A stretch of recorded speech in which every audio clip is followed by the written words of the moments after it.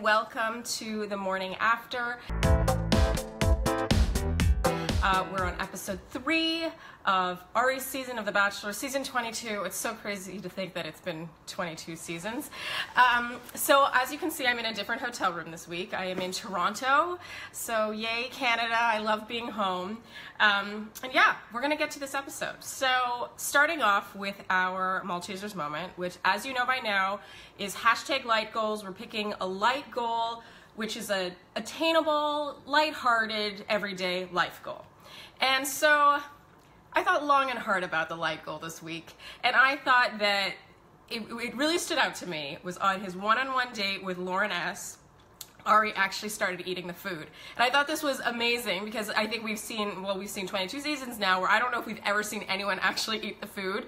And I've been on a one-on-one date, the food is sitting there, it's usually cold, you've just eaten dinner usually, so you know, even if you're tempted, you're kind of like supposed to be having conversations, romantic, you're not going to start like shoving steak in your mouth. So I just thought like, he just went for it. He just started eating the steak and I just thought it was awesome. And I thought that was the perfect hashtag light goal for episode 3. So moving on. At the beginning of this episode, Chris Harrison said, there are 18 of you. And I guess I hadn't really counted all the girls up, but it's just so crazy to me that there are 18 of them because it's episode 3. And on my season, we moved into the mansion with 18 girls. So it just seems like there's a lot of girls, especially since later on in this episode, Ari's kissing bandit status is sort of like being openly discussed, and it seems that he's kissed almost everyone except for Annelise, and I'm like, that's like 16 or 17 girls. Like, Lauren S. had gone home at that point, and that's a lot of girls. Like, I remember the days where it was like, wow, he's kissed 5 girls. So yeah, it's a lot of girls to be kissing. Hi, Rocky, hi. So starting with the group date, how shocking is it that Bibiana and Crystal are on the same group date? Very, very shocking. And, okay, so they have this wrestling date, which, God, I was really on Tia and Bibiana's side in this. Like, I totally get, you know, you want to have a good attitude and make the best of it, but I just thought the tough love thing that the coach women, I confess I don't know the first thing about wrestling, but I just thought that their approach was really unnecessary, especially to diss Bibiana's mom for picking her name. It's just like, why is that necessary? I just don't know why, how they expect that to make the situation any better or to make Bibiana, like to motivate Bibiana at all. And I think some people might think that they were overreacting, but as someone who has had to take drama courses for singing related things, like in my schooling I had to take drama classes, and I remember the teachers that would get personal like that, and I too just shut down. It's like, this isn't productive, it's not necessary to go there.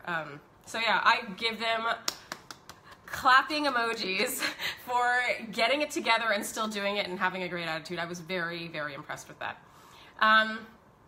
Okay, and so in the evening, Bibiana talks to Ari about Crystal. So this is the numero uno thing you're not supposed to do on this show, is to take your time with the lead to talk about someone else.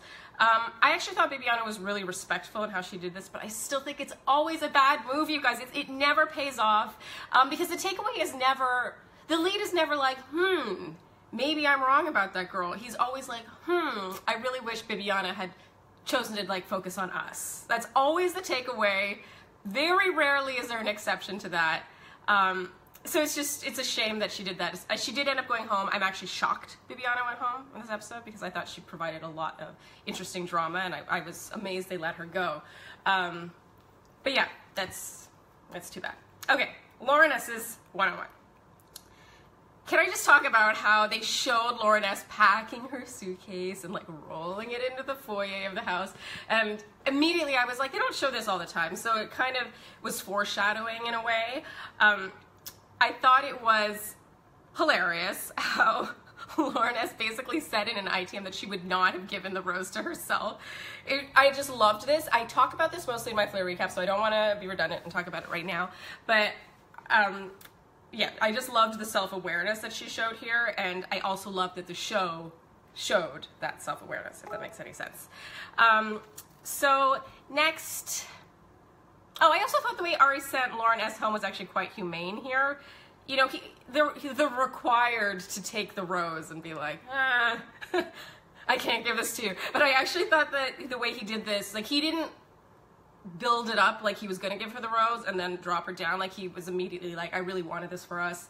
I just don't think he unnecessarily got her hopes up any higher than he needed to, considering that he had to take the rose to say this. Okay, so group date. Annelise. I feel for Annelise so much, and I feel like she was way too trusting in the producers and her friendships in the producers. How she shared her story about, you know, her fear of dogs, and last week with her fear of bumper cars. Like, I feel like there's almost a 0% chance that in the casting process where it says, what are your fears, because that is an actual spot where you write down your fears, I feel like it's a 0% chance that she didn't write, like, bumper cars and dogs, you know? It's just a little too uncanny. And I feel like she maybe should have kept that to herself a bit. It kind of was like low-hanging fruit, too, to, like, make these flashback videos of her fears. It was just like, oh, come on. It's just... It reminded me, I said this in my Flair recap today, of like when they make Claire like talking to raccoons in Bachelor in Paradise. It's just like, we know that's not happening. You don't need to unnecessarily humiliate anyone. And also this dog group date was just weird, speaking of humiliating. It's like they put them in costume in front of a live audience for no reason whatsoever and made them like do tricks with very disobedient dogs. And I was thinking, I was like, is this for a charity of some sort? Is this some like dog charity? No, it wasn't. It was just for the sake of, yeah.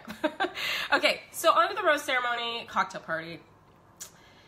I was blown away. I'm curious to know, let me know if you guys agree with me on this. I was blown away by how candidly everyone just talks about kissing him and is keeping track of who's kissing him, and it's almost like they're all in this together, and it's like, oh, did you kiss him? Like, oh, he likes to do this, and blah, blah, blah. Like, what position were you in when you were kissing him? Oh, that shows he really, really likes you. Like, it was just this sort of like candor with which they talked about all kissing the same guy and like they're developing relationships.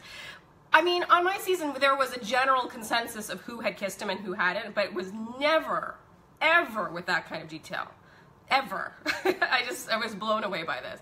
It was just so vivid. And then Marique said, I think I was one of the last people to kiss him, and at that point, there were still 17 girls in the house when she said that. So that's a lot of kissing going on. Okay, so Annelise goes home, which is a shame. I talk about that also in my Flair recap, and Bibiana goes home, which was a surprise.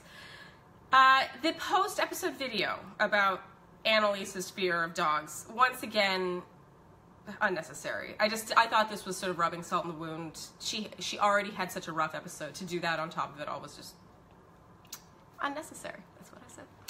Okay, so I have two questions today. The first is from Lola Hensley. Why is Ari so drawn to Crystal? Can't he see how manipulative he is? I honestly think Ari doesn't see forever in Crystal. I think he's super attracted to Crystal.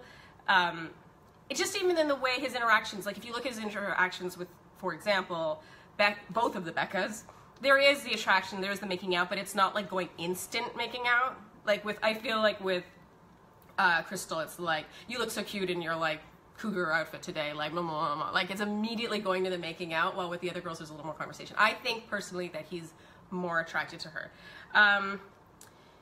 And Jen Berry asked, do you think Ari's grooming, e.g. always stroking the women's hair, brushing it off their shoulders, etc., is sweet and genuine or fake or a nervous thing? In fact, I personally find he seems kind of uncomfortable a lot.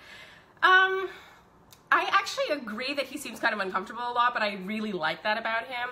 I was talking to a friend yesterday about him in general and how he just seems kind of dorky, and it's very endearing. And I do think that the touching thing is kind of just how he, you know, puts himself and the women at ease. It doesn't bother me. I think it is sweet and genuine, but I don't know. I hadn't really thought of it that way, of it being fake or a nervous thing. I'm going to think about that as I continue to watch Jen Berry. Okay, so finally, we can't forget the Maltesers #Rose Goals Challenge. It's such a no-brainer. You're watching the show anyway, so if you go to flair.com/themorningafter, you can enter to win great prizes, including a trip to Toronto. Yay, Toronto. So I mean, you're watching the show, so you might as well go do it and enter to win some great prizes. You guys, thank you so much for tuning into the morning after. Be sure to read my Flair recap and also my Pretty Pandas recap, which will come later. And yeah, I thought this was a great episode, and you're going to read about my Flair recap. I called this one of my favorite episodes ever, which is a pretty big deal. So yeah, thank you for tuning in, and I'll see you guys here next week. Bye.